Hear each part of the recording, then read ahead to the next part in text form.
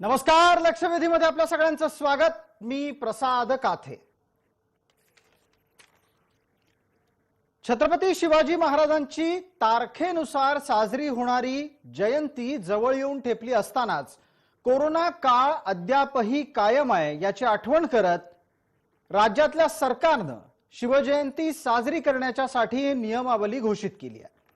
ही नियमावली असं सांगते की जर समजा शिवप्रेमींनी शिवज्योत घेऊन दौड काढली, अर्थात मशाल घेऊन जर ते धावले तर त्यामध्ये 200 जण सहभागी होऊ शकतात आणि शिवजयंतीच्या उत्सवी मिरवणुकांमध्ये 500 जणांच्या सहभागाची अनुमती आहे। हे सगळं करत असताना महाराष्ट्रात कोरोना काळ अद्यापही कायम आहे हे सरकारने सांगितलंय। मवियाच्याकडून शिवजयंतीवर घालण्यात आलेले हे निर्बंध अनेक शिवप्रेमींना पटलेले नाहीत। त्यांचा थेट प्रश्न आहे की सगळ्या प्रकारच्या आरोग्यविषयक अटी, नियमावली आणि निर्बंध हे सामान्य जनतेच्या जगण्यालाच लागू का केले जात आहेत? महाराष्ट्रात राजकारण्यांचं वागणं काय आहे हे लपून राहिलेलं नाही। शक्ती प्रदर्शनाच्या निमित्तानं गोळा केलेली गर्दी असेल किंवा वाढदिवस, लग्न, उत्सव या निमित्तानं गोळा होणारे लोक, राजकीय वर्दहस्त असलेल्या कोणत्याही गर्दीत कोरोना जायला घाबरतो की काय? आणि जिथे जिथे सर्वसामान्यांना आनंद मिळावा किंवा आपल्या वर्षानुवर्षांच्या प्रथा परंपरांचं पालन व्हावं तिथं मात्र कोरोनाला जायला खूप आवडतं। अशाच प्रकारची भावना सरकारची आहे का हा जनतेतला सवाल आहे। या निमित्तानं आणखीन एका गोष्टीची आठवण करून द्यायला लागेल आणि ती म्हणजे राजेश टोपे यांच्या वक्तव्याची। महाराष्ट्राचे आरोग्य मंत्री असलेले राजेश टोपे सांगतात की महाराष्ट्रामध्ये जवळपास मार्च महिन्यात कोरोना हा प्रभावहीन झालेला असेल। जर समजा राज्याच्या आरोग्य मंत्र्यांकडून या संदर्भातलं वक्तव्य झालं असेल आणि तरीही निर्बंध कठोरपणे राहत असतील आणि त्यात सुद्धा ते निर्बंध जनतेसाठीच अधिक कठोर राहणार असतील तर अनेकांना त्याबाबत निश्चितच राग आलेला आहे। आज लक्षवेधीची चर्चा त्याचवर की आत्ताही शिवजयंतीवर निर्बंध हवेत का?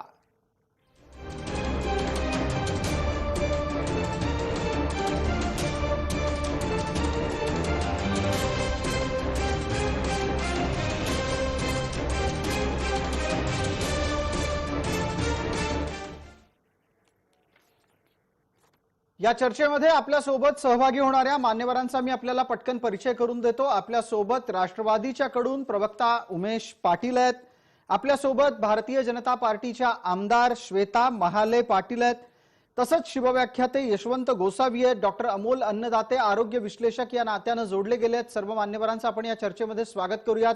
पहिल्यांदा आणि पटकन प्रतिक्रिया यशवंत गोसावी यांची। यशवंतराव, माझा आवाज आपल्यापर्यंत येतोय? हो येतोय सर।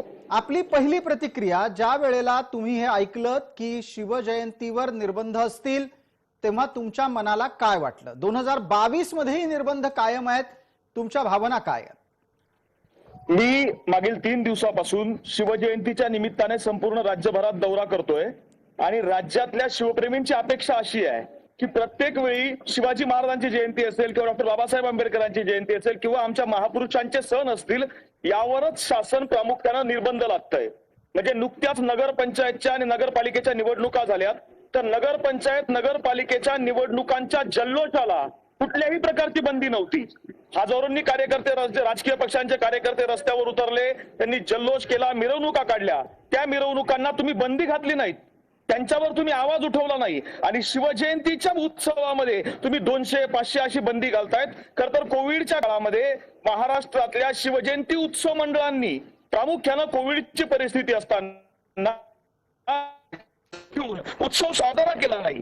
पण आता कोविड जर संपण्याच्या मार्गावर आहे असं ज्याच वेळी मुख्यमंत्री आपल्याला आरोग्यमंत्री आपल्याला सांगतायत आणि अशा वेळी जर पुन्हा एकदा तुम्ही या शिवप्रेमींच्या उत्सवावर विरजण टाकायचं काम करत असाल तर शासनाची ही कृती निषेधार्थ आहे। शिवप्रेमींच्या भावना या शासनाच्या कृतीच्या विरोधात आहे हे मी प्रामुख्याने नमूद करू इच्छितो। जी, आपली प्रतिक्रिया अत्यंत थेट सुस्पष्टपणे तुम्ही मांडलीत, त्यानिमित्तानं या संपूर्ण विषयाबाबत शिवप्रेमींच्या काय भावना आहेत ते समोर आलं। आरोग्यविषयक चर्चा ही अत्यंत गरजेची आहे। आपल्या सोबत आरोग्य विश्लेषक डॉक्टर अमोल अन्नदाते आहेत, अमोलजी, शिवप्रेमी एका बाजूला असं सांगतायत की नियम हे फक्त ठराविक लोकांसाठीच असतात, ठराविक लोकांना अजिबात नियम नसतात. हा भाग भावनेचा आहे. आरोग्यविषयक दृष्टिकोनातून आत्ता फेब्रुवारीच्या 19 तारखेला शिवजयंतीच्या कोणत्याही प्रकारच्या गर्दीवरचे निर्बंध हे समर्थनीय आहेत का आरोग्याच्या चष्म्यातून? प्रसादजी, सार्वजनिक आरोग्याचं धोरण मांडताना मी आधीही सांगितलंय, पहिली गोष्ट, कोरोना तर अजून संपलेला नाहीये हे स्पष्ट आहे. हे आणि आत्ताच्या कोरोनाच्या बाबतीत जर बोलायचं झालं तर 95% रुग्ण हे सौम्य स्वरूपाचे ओमिक्रॉनचे आहेत, पण अजूनही 5% डेल्टाचे आहेत, जे काही प्रमाणात गंभीर होत आहेत, ज्यांना आयसीयू लागतंय आणि ज्यांना ऑक्सिजनची गरज पडू लागली, असे 4-5% रुग्ण आहेत, खूप कमी प्रमाणे.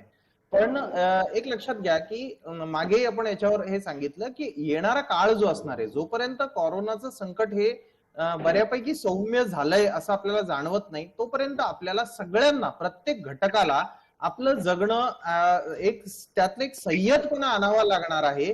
आणि हा संयतपणा हा व्यक्तीपासून सुरू होऊन, व्यक्तिगत पातळीपासून सुरू होऊन तोच मग सार्वजनिक होणार आहे. असं नाही होणार की तुम्ही एका विशिष्ट गटाला, विशिष्ट छत्रपती महाराजांची जर शिवाजी महाराजांची जयंती येते, जसं जशवंतजी म्हटले, तर तेव्हाच तुम्ही सिलेक्टिव्ह क्रिटिसिझम जसं आपण म्हणतो तसं सिलेक्टिव्हली जर तुम्ही विशिष्ट दिवशी जर जी आर काढून तुम्ही जर ते लादलं तर ते योग्य होणार नाही. आणि त्यातल्या त्यात तुम्हाला सांगतो, लोक हे अत्यंत चाणाक्ष असतात, सर्वसामान्य माणसाचं बारीक निरीक्षण असतं. आणि मी काही राजकीय याच्यात जाणार नाही, पण काल तुम्ही कितीतरी लोक गोळा करून, म्हणजे मला आकडा माहित नाही, काल तुम्ही पण डॉक्टर अमोल अन्नदाते, आपण आरोग्यविषयक ही भूमिका मांडत असताना दुसऱ्या बाजूला महाराष्ट्राचे आरोग्य मंत्री काय सांगतात त्याच्याकडे दुर्लक्ष करून कसं चालेल? ते म्हणतात की मार्च मध्ये कोरोना संपलेला असेल. मग जर मार्च मध्ये कोरोना संपणार असेल तर 19 फेब्रुवारीला तुलनेनं त्याचा संसर्गाचा दर हा निश्चित बऱ्यापैकी तुलनेनं आवाक्यात आलेला असणार आहे. गेल्या काही दिवसातले जर आपण आकडे पाहिले तर आकडेही तसंच सांगतायत. मग असं असताना लोकांच्या गर्दीवरचे निर्बंध हे किती कठोर असावेत? एक लक्षात घ्या, पहिली गोष्ट म्हणजे सध्या शहराकडून ग्रामीण, सगळ्यात मोठं उदाहरण सध्या मी माझ्या कोरोनाच्या 7व्या दिवशी बोलतोय प्रसादजी, अजून माझं आयसोलेशन सुरू आहे, मी कोणालाही भेटलेलो नाहीये, माझ्या आयसोलेशन मधूनच मी हा शो करतोय. तर पहिली गोष्ट, आकडेवारीवर तर तुम्ही जाऊच नका, कारण टेस्ट कोण आणि कुठे करताय हे तुम्ही सांगा ना मला. प्रत्येक सर्दी खोकला हा कोविड आहे सध्याच्या वेळेला.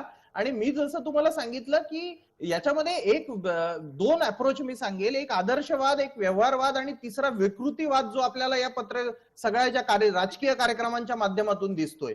आदर्श वागणूक जी असेल ती ही असेल की ज्या लोकांनी 2 लस घेतलेली आहे, 2 लस घेऊन ज्यांचा बुस्टरची वेळ आलेली आहे, त्यांनी बुस्टर घेऊन झालेल्यांनी आणि 60 वर्षाच्या खाली असलेल्यांनी मास्क वापरून बाहेर पडायला हरकत नाही. हा साधा आदर्शवाद आहे.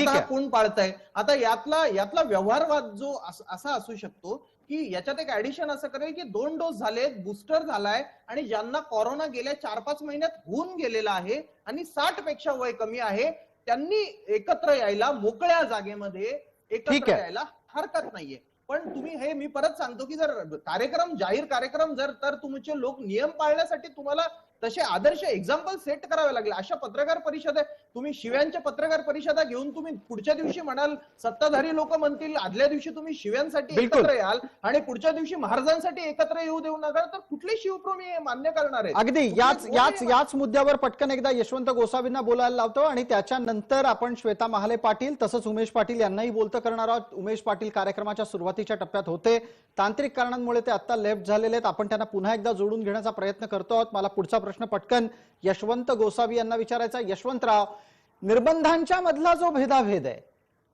एका बाजूला पत्रकार परिषद, तिथे गर्दी आहे, दुसऱ्या बाजूला शक्ती प्रदर्शनाची गर्दी आहे, तिसऱ्या बाजूला निवडणुकांची गर्दी आहे, आणि विविध प्रकारच्या सण, व्रत, वैकल्य, उत्सवांच्या बाबतीत नियम लागू केले जातात.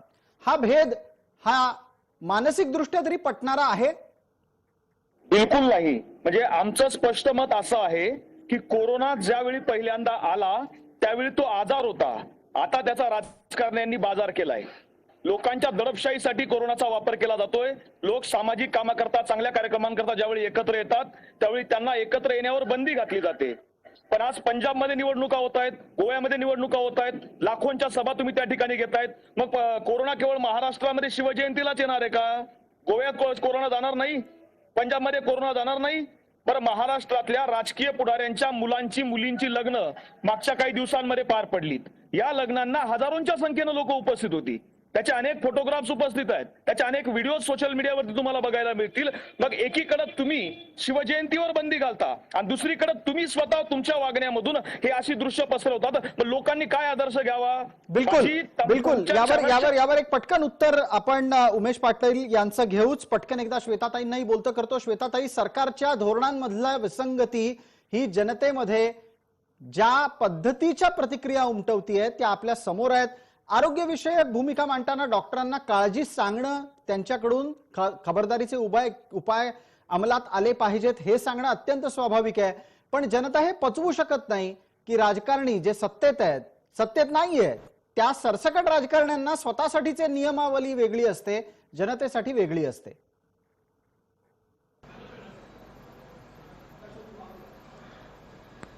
कोविडचा काळ जेव्हापासून सुरू झालाय तेव्हापासून आपण पाहतोय कोविड किंवा कोरोनावरती ज्या काही जाचक अटी या महाविकास आघाडी सरकारने लावलेल्या आहेत, या शिवजयंतीच्या माध्यमातून असू द्यात किंवा सामाजिक कार्यक्रमाच्या माध्यमातून असू द्यात, ह्या अटी फॉलो करण्याची अपेक्षा फक्त त्यांना सर्वसामान्य आणि भारतीय जनता पार्टीकडूनच आहे. हे गेल्या 2 वर्षापासून आपण पाहत आहोत. काल ज्या पद्धतीने त्या ठिकाणी संजय राऊतांच्या प्रेस कॉन्फरन्सला शक्ती प्रदर्शन करण्यात आलं, त्या ठिकाणी स्वतःहून गाड्या पाठवण्यात आल्या. मुंबई, नाशिक, ठाणे, पुणे या ठिकाणी गाड्या पाठवण्यात आल्या. तिथून कार्यकर्त्यांना बोलवण्यात आलं. महाराष्ट्रभर सेना कार्यालयातून त्या ठिकाणी आमदार खासदारांना निरोप गेले आणि एक प्रकारचं शक्ती प्रदर्शन करण्यात आलं.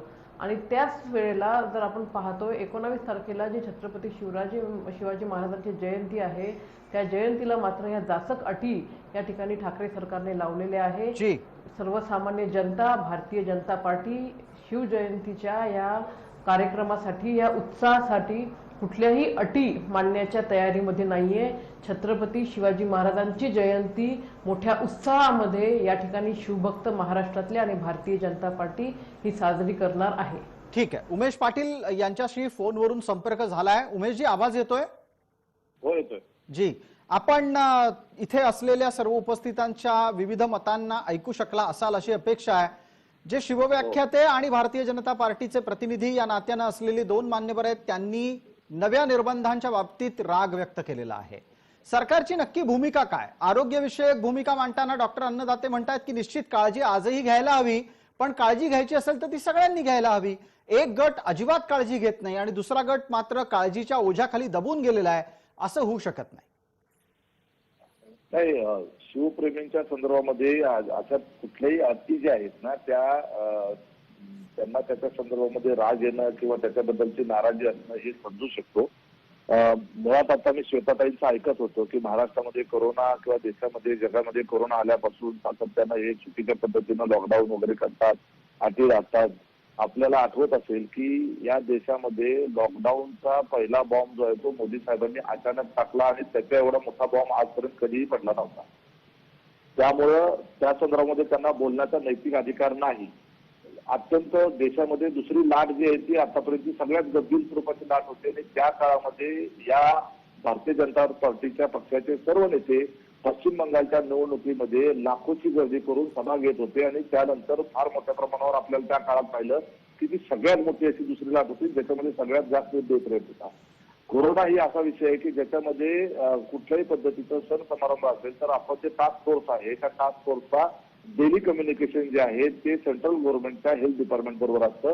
त्यांचं जे टास्क फोर्स आहे त्यामध्ये त्या गाईडलाईन देत असतात. त्या गाईडलाईन प्रमाणे आपण आपल्या या ठिकाणी वेगवेगळे पद्धतीचे नियम आपण अटी घालत असतो. माझं स्वतःचं व्यक्तिशः शिवप्रेमी म्हणून मत असं आहे की शिवाजी महाराजांची जयंती करण्याकरिता कुठलीही सरकारी अट ही शिवजयंतीच्या करता किंवा शिवाजी महाराजांवर प्रेम करण्याला किंवा त्यांचा उत्सव साजरा करण्याला बंधनं आणू शकत नाही आणि आणूही नयेत. छत्रपती शिवाजी महाराजांच्या मुळे हा महाराष्ट्र आहे. महाराष्ट्रामुळे छत्रपती शिवाजी महाराज नाहीयेत. तुम्ही आम्ही सर्वजण जे आहेत ते उमेशजी छत्रपती शिवाजी उमेशजी महाराजांचं एक एक आमचं एक एक आराध्य एक दैवत मिनिट आपण मानतो. आपण थोडं विषयावर येऊया. तुम्ही असं म्हणालात ना की भारतीय जनता पार्टीचे पंतप्रधान नरेंद्र मोदी यांच्यामुळे देशामध्ये कोरोना पसरला, त्यांच्यामुळे विविध प्रकारच्या लाखोंच्या सभा झाल्या आणि त्यामुळे कोरोनाचा प्रसार अधिक वेगानं झाला. एक छोटी आठवण देतो. ठीक आहे, पंतप्रधानांच्या एखाद्या नियोजनाच्या मुळे कोरोना पसरला असा तुमचा दावा होता, पण तुम्ही पण पंढरपूरची निवडणूक भर कोरोनामध्येच घेतलीत की? तुमच्या हातातच होतं ना, केंद्रीय निवडणूक आयोगाच्या हातामध्ये होतं. या निवडणुका सेपरेट कायदा तसंच वेगवेगळ्या याच्याकरता घटना दुरुस्ती करून निवडणुका पुढे ढकलल्या. तसंच केंद्र सरकारने ही निवडणूक जी आहे ती पुढे ढकलायला पाहिजे होती. पंढरपूरची विधानसभेची निवडणूक किंवा कुठली विधानसभेची निवडणूक काय महाराष्ट्र निवडणूक आयोगाने जाहीर केली नाही, ती सेंट्रल गव्हर्नमेंटची निवडणूक आयोगाने जाहीर केली. ते केंद्र सरकारने त्याच्यामध्ये हस्तक्षेप करून या सगळ्याच निवडणुका पुढे ढकलायला पाहिजे होत्या. कोरोनाच्या पार्श्वभूमीवर आपल्याला काही त्या ठिकाणी निर्णय घेणं शक्य होतं. या देशामध्ये सगळ्यात महत्वाचं सर्वसामान्य माणसाचं आरोग्य हे सगळ्यात जास्त महत्वाचा आणि प्रायोरिटीचा विषय आहे. आपण जगलो तर पुढचं सगळं आहे. मग त्या सगळ्या बाबतीमध्ये निर्णय तुम्ही तुमच्या स्तरावर घेतले. आता सुद्धा कुठलंही जगामधलं कुठलंही WHO पासून कुणीही सांगत नाही की तुम्ही गर्दी करा म्हणून. मग त्यावेळेला सरकारनं सांगायचं का की इथं तेवढा अपवाद करा आणि गर्दी करा? लोक गर्दी संदर्भात केलेले नियम पाळत नाहीत, ही वस्तुस्थिती आहे. ठीक आहे, या मुद्द्यावर आपण जनतेची प्रतिक्रिया पण घेऊ. शिवव्याख्यातही या नात्यानं ते जनभावना व्यक्त करतील. आपल्यासोबत श्वेता महाले पाटील आहेत, त्यांना उत्तर द्यायचं आहे तुमच्या विविध राजकीय आक्षेपांना. श्वेताजी.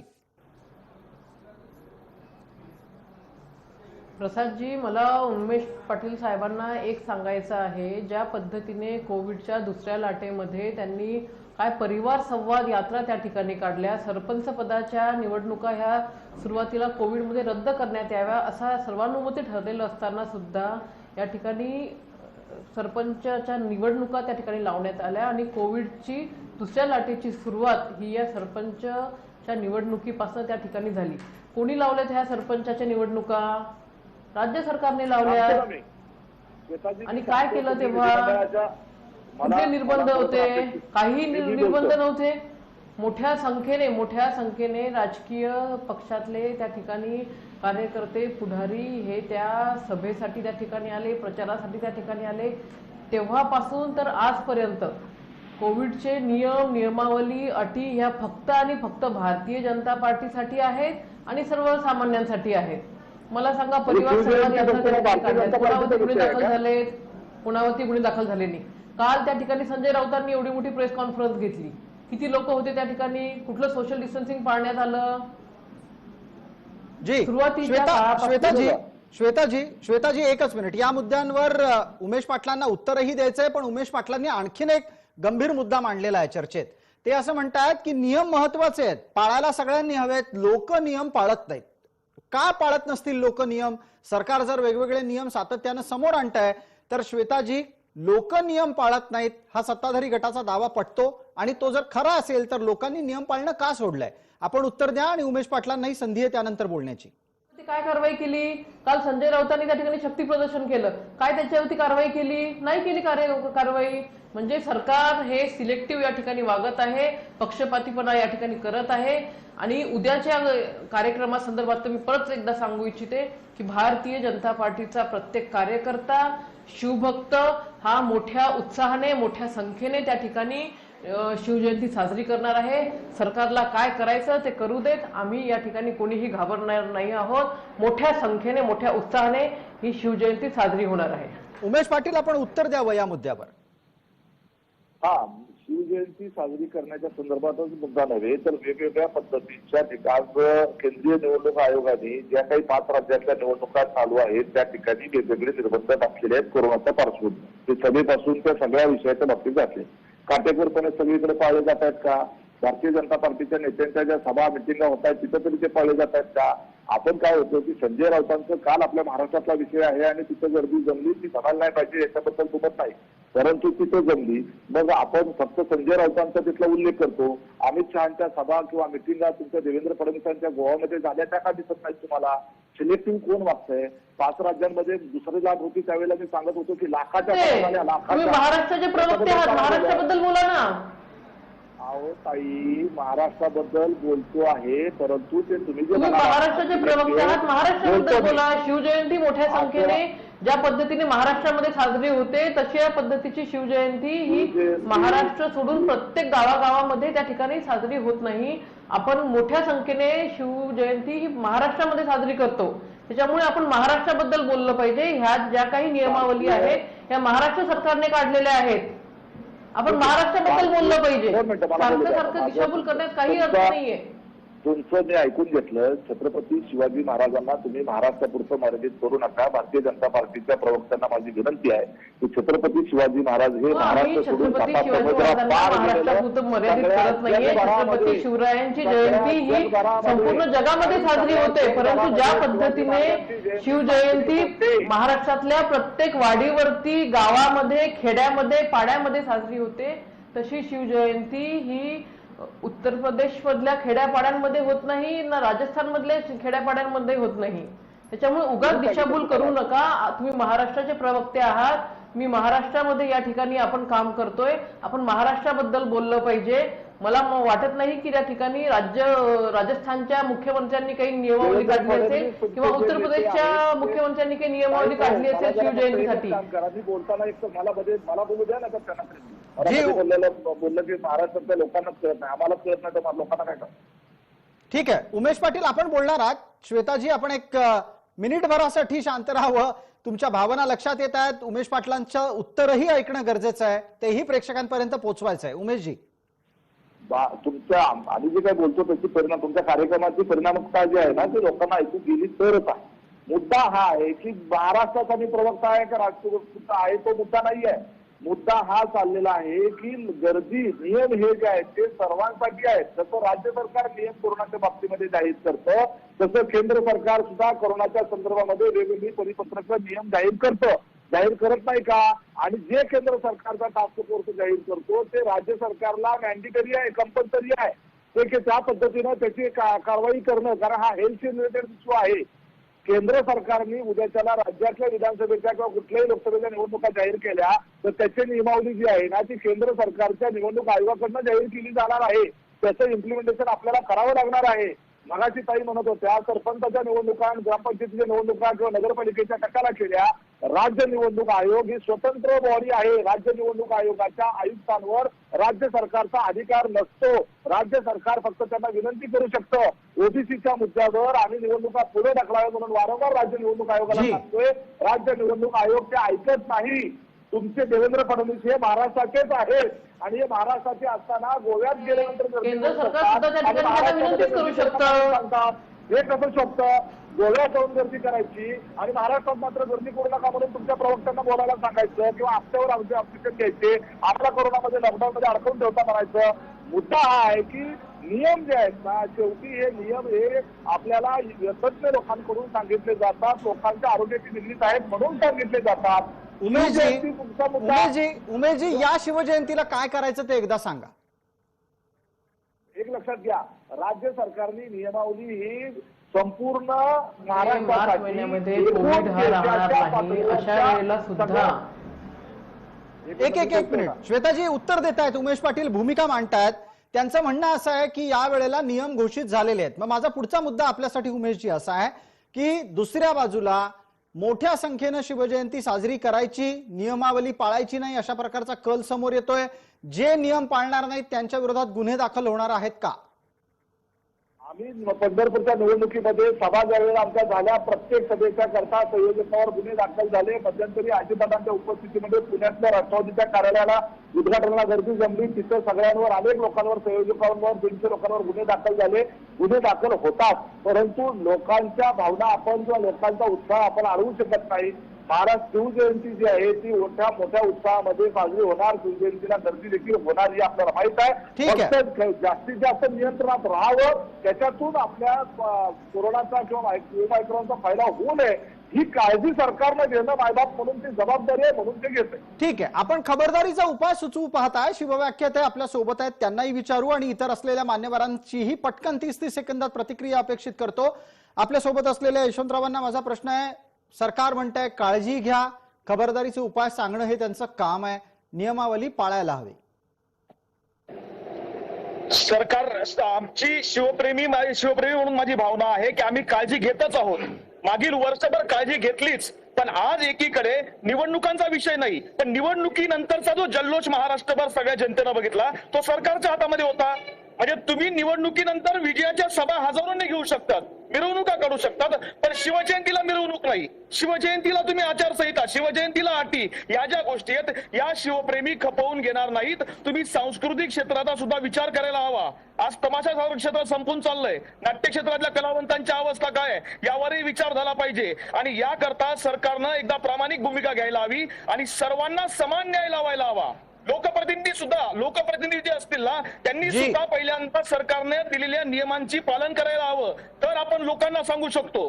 राजकीय लोक मोठी बिलंदर आहेत, ते फक्त आम्हाला शिवप्रेमींना सांगतात की नियम पाळा. यावर एक पटकन भारतीय जनता पार्टीची प्रतिक्रिया घेऊया 30 सेकंदात. श्वेताताई, आपण उत्तर द्यायचं आहे. कशा पद्धतीनं शिवजयंती नियमात राहून साजरी केली जाऊ शकते? 200-500चा उपस्थितीचा आकडा आधीच देण्यात आलेला आहे. याच्या आधी सांगितलंय, या महाराष्ट्रातलाच नव्हे तर संपूर्ण जगातला शिवभक्त हा या ठिकाणी येणारी शिवजयंती मोठ्या उत्साहाने साजरी करणार आहे. आपण पाहतोय ही जी तिसरी लाट आहे, या तिसऱ्या लाटेमध्ये या ठिकाणी खूप कमी मॉर्टॅलिटी रेट आहे. अशा वेळेला सरकारच्या सुद्धा गाईडलाईन्स कोविडच्या संदर्भातल्या आलेल्या आहेत. 5-7 दिवसाचा या ठिकाणी प्रोटोकॉल आलेला आहे. असं असताना फक्त आणि फक्त जाणीवपूर्वक शिवजयंती आली की या ठिकाणी जाचक अटी लावण्यात येतात, परंतु यावेळी शिवभक्त हा कुठेही थांबणार नाहीये. मोठ्या संख्येने शिवभक्त ही त्याच्या पद्धतीने त्याला जशी करायची आहे तशी शिवजयंती तो या ठिकाणी करणार आहे. महाविकास आघाडी सरकारचा हा जो सल्ला घेऊयात. डॉक्टर साहेब, मार्च महिन्यात कोरोना संपणार अशी भविष्यवाणी झाल्याच्या नंतर लोकांचा धीर काही राहील असं दिसत नाही. माझं म्हणणं यात एकच आहे की या शिवजयंतीला 2च गोष्टी कराव्या. सगळ्या राजकीय नेते किंवा जे आदर्श म्हणून जे बघितले जातात अशा सगळ्या व्यक्तिमत्वांनी ही शपथ घ्यावी की आपण आपलं वागणं संयत करून आपण समाजासमोर कोरोनाच्या नियमांचं एक उदाहरण घालू अशी शपथ घ्यावी. आणि दुसरी गोष्ट, या निमित्ताने शिवजयंतीला जे 1 कोटी लोकांनी दुसरा डोस चुकवलेला आहे, तारीख उलटून गेली तरीही दुसरा डोस घेतलेला नाहीये, अशा 1 कोटी लोकांचा या शिवजयंतीच्या निमित्ताने शोध घेऊन त्यांच्या लसीकरणाची एक नवीन मोहीम छत्रपती शिवाजी महाराजांच्या नावाने हवे तर करा, पण अशी एक नवीन मोहीम सुरू करावी. म्हणजे येणाऱ्या काळाची पुढची जी लाट असेल, 4थी लाटही परत येऊ शकते, ती लाट येणार नाही. अगदी धन्यवाद. आपण अत्यंत सकारात्मकरित्या महत्वाची सूचना केलेली आहे. ज्यांना ज्यांना उत्साहानं शिवजयंती साजरी करायची आहे त्यांनी त्याबरोबर आरोग्याचं भान बाळगणंही गरजेचं आहे. 1 कोटी लोकांनी आपला दुसरा डोस चुकवलेला असताना त्या 1 कोटी लोकांना शोधून त्यांना त्यांचा डोस घ्यायला भाग पाडणं, ही कर्तव्याची भावना बाळगून शिवजयंतीच्या निमित्तानं आयोजित कार्यक्रमात जर त्याचा अंतर्भाव झाला तर निश्चितच हे अधिक जबाबदारीचं भान टिकवणारं कृत्य ठरेल. आपण सर्व मान्यवर या चर्चेमध्ये सहभागी झालात त्याबद्दल आपले मनपूर्वक आभार. लक्षवेधीच्या या चर्चेमध्ये तूर्तास इतकंच. सर्व प्रेक्षकांना जय महाराष्ट्र.